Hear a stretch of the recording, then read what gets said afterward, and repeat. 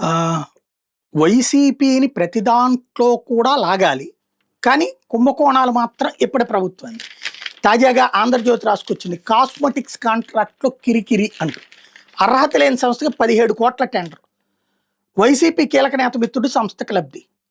అంటే ఇది ఇక్కడ మళ్ళీ బాగోదు. ఉట్టి తెలుగుదేశం అంటే గనక. కాబట్టి హాస్టల్ కాస్మెటిక్స్ సరఫరా టెండర్లు, అనుభవ పరీక్షలో నిలవని విక్టరీ బజార్, ఇతర అర్హతల్లోని వెనకబడినవైన అయినా విజేతగా ప్రకటించిన అధికారులు, సీఎంకి ఫిర్యాదులు, పేషీకి ఆదేశాలు.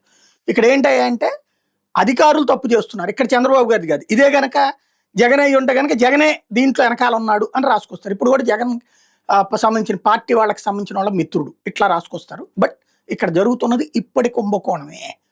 ఇవి రాస్తూ ఉండటం వల్ల ప్రజలు జగన్ని నిందిస్తారనుకుంటున్నారు కానీ రాష్ట్ర కుంభకోణాల విషయం బయటకు వస్తున్నాయి. తద్వారా నిదానంగా జనంలో ఒక సీన్ క్రియేట్ అవుతుంది అన్న విషయం బాబు గారు గుర్తుపెట్టుకుంటే సరిపోతుంది.